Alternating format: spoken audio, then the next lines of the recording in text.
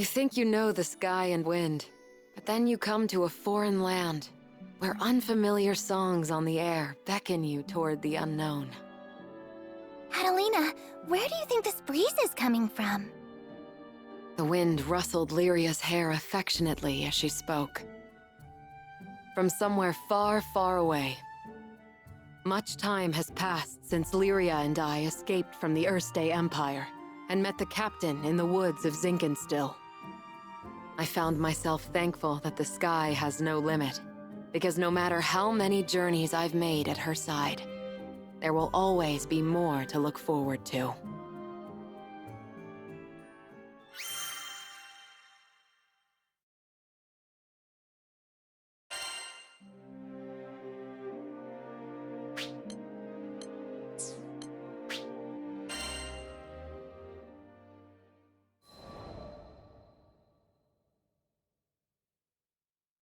Lyria and I first crossed paths when I was still a knight of Erste, and she a tool in the Empire's mad experiments on dark essence. So you're Lyria.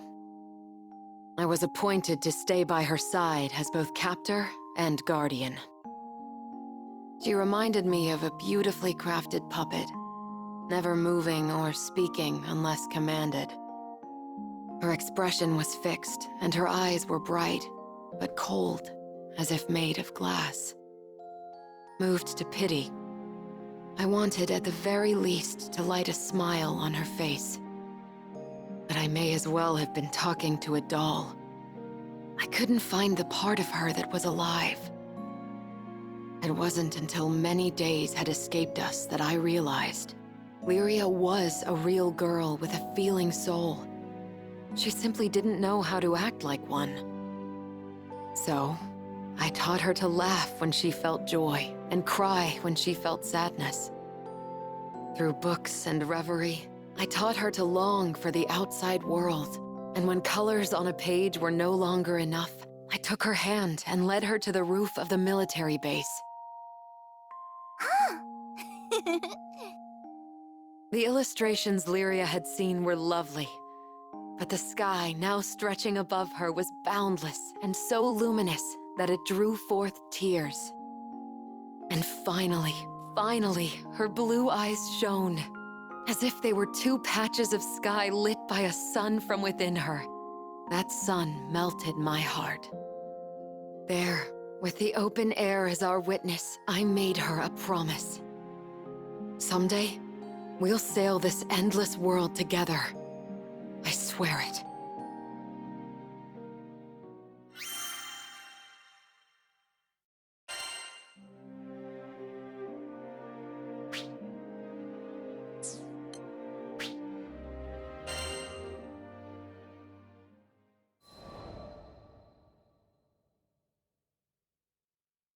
As the bond between us grew, so did the cruelty of the experiments they performed on Lyria. Lyria doesn't belong here. No living creature does. The shining empire I served now became to me a place clouded by doubt. Day after day, a battle raged within me, between the knight loyal to her flag and the guardian who wanted to set a sad girl free. Then, one day, a memory of Lyria's response on the roof broke through like a clear ray of light. Really? You'll show me this endless world? I had made a vow. There was no more question where my allegiance lay. I took her hand once again, this time not to simply gaze at the sky, but to leap into it. And I did it for myself as much as I did it for her.